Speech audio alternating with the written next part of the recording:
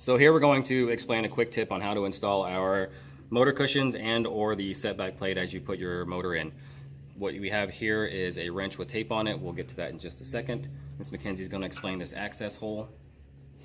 So you see on the driver's side here, this is where the old fuel lines used to go. What we want to do to actually gain access to the inside where we're going to install our nuts at, we want to mirror that on the passenger side because that doesn't come stock.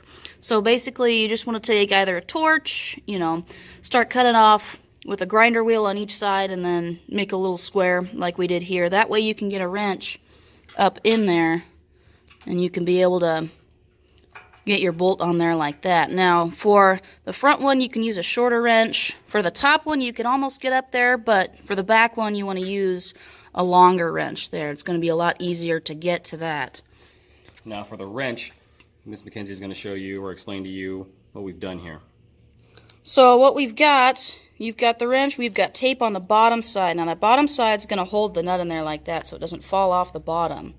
And you've got your star washer. You want to make sure you put those on during final assembly. And then on top we've got the actual washer, 3/8 washer. Now for these we're going to be using 1.5" by 3/8 hardware. Definitely want to use that if you've got the setback plates.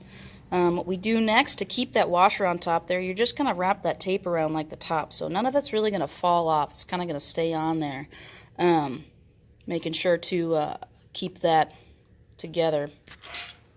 And what we're going to do is show you how to put the motor cushion in. We're going to use all 3 bolts. We have these ones set in here just to hold the top and the bottom section, and we're going to show you how to do it with the first bolt since it's the closest. So we'll pull the bolt out. Ms. McKenzie's going to show you that we line it up right over here in the back. Right, so you see Pat putting that in there. Just bring it up to the hole right there. That way all you've got to do, you've got that lined up, you can just thread the bolt right in there. You thread the bolt into the nut, not vice versa. Same process you'll repeat with either a longer wrench or a shorter wrench on the top section and that back section. Remember that the back section is further away, so you might have to use a longer bolt or a longer wrench. You can either thread the bolt all the way through the tape or just get it started and pop it off. And then there you go.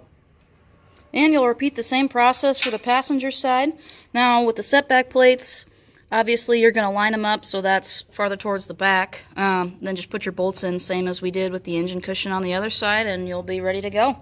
Get everything tightened down once you have your final assembly done and install your engine.